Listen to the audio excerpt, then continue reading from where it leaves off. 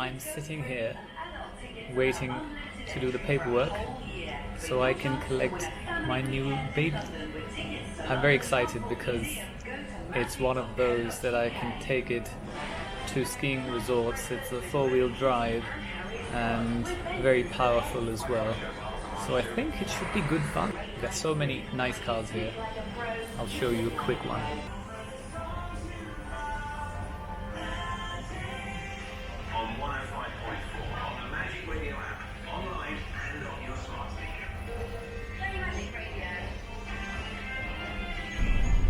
Welcome back. Oh, I see what you're thinking. Yes, I know. I guess I'm wearing the wrong outfit for this video. I need to change that. Yeah, that's wrong. I forgot. I'm in the wrong brand for this. Now that's much better. No more Porsche logos.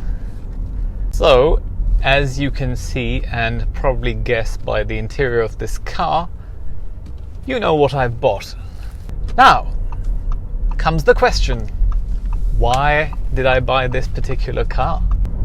It's because I wanted to get away from the Porsche brand, and I also wanted to get a car that was a four-wheel drive so I can take it to the Alps in winter, a car that was fun, that was spacious, and so there was a choice of either getting a Porsche Macan, which you know the story of from my previous video, or a BMW 3 or 5 Series Touring, or an Audi.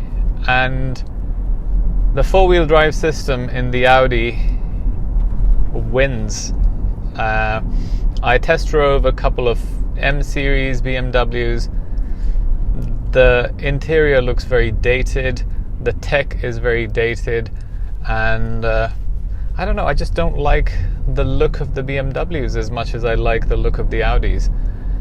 So I had a very good look all around all the dealerships in the UK, and obviously they've stopped producing this RS4 model because they are now going to release the new shape, and obviously in a year or two the RS4 will come out.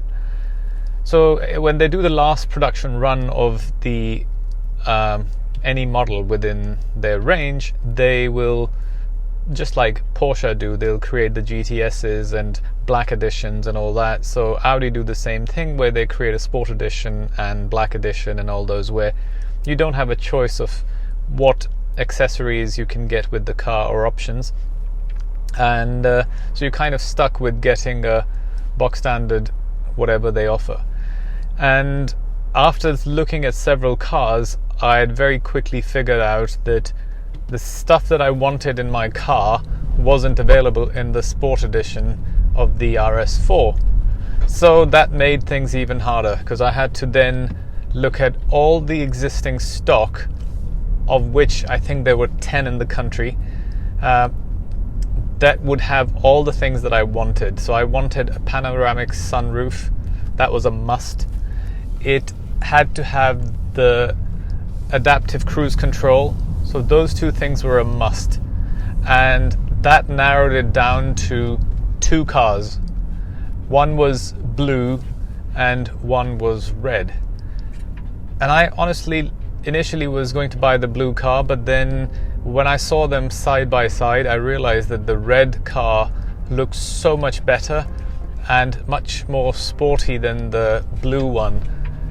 I never thought I'd buy a red car. It's not really me. Even the Ferrari, I was a bit worried, but this car just looks the part.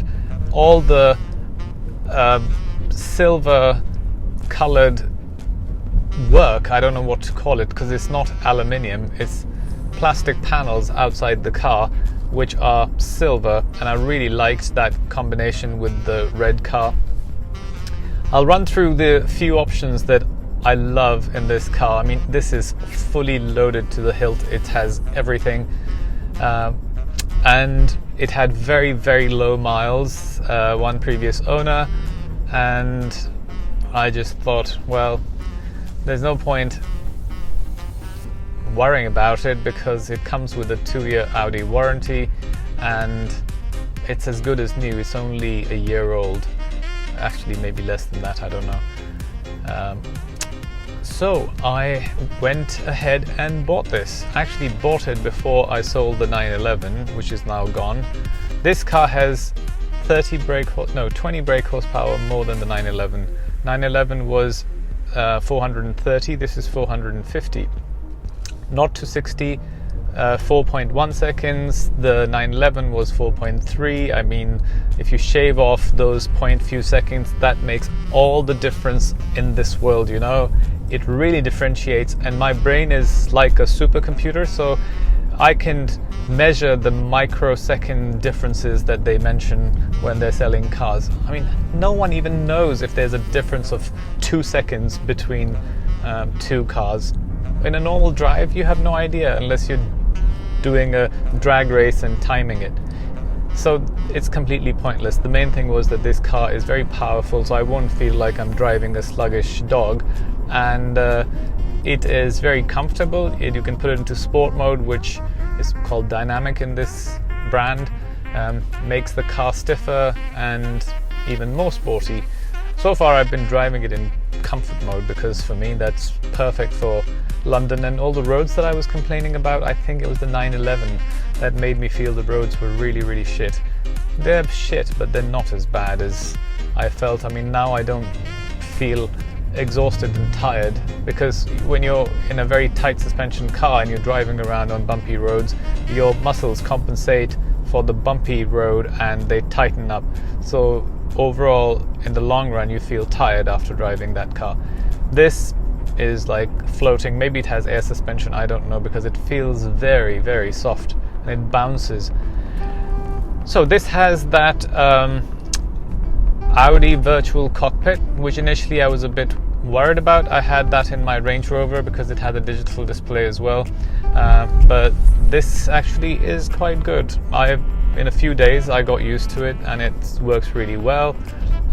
It has heads-up display, which again I didn't think much of initially, but it is so useful because I don't have to look at the dashboard anymore to look at my speed. It tells me what the speed limit is and then tells me how fast I'm going, and if I have the sat nav running, it will tell me all the turn-by-turn directions in the windscreen.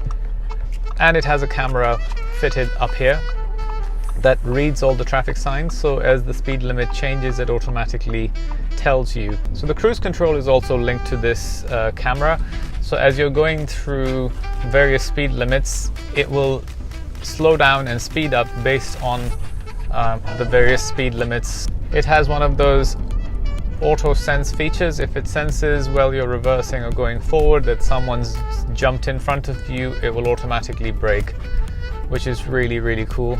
It did that yesterday when I was reversing and someone jumped or like rushed past behind me. I could see the person, but I didn't do anything. I was gradually crawling. I knew the person would be gone, but the car came to an instant stop, which was a bit bizarre at first, but then I realized what had happened. It has automatic parking, so it can park itself, which is quite handy, even though I'm really good at parking. But it's nice to have. The panoramic sunroof makes a big difference. I wanted a light interior, which is also great because it makes the car look brighter and lighter inside, even though I know it'll be hard to keep clean. The darker interiors look very nice with the red car as well. They look very sporty.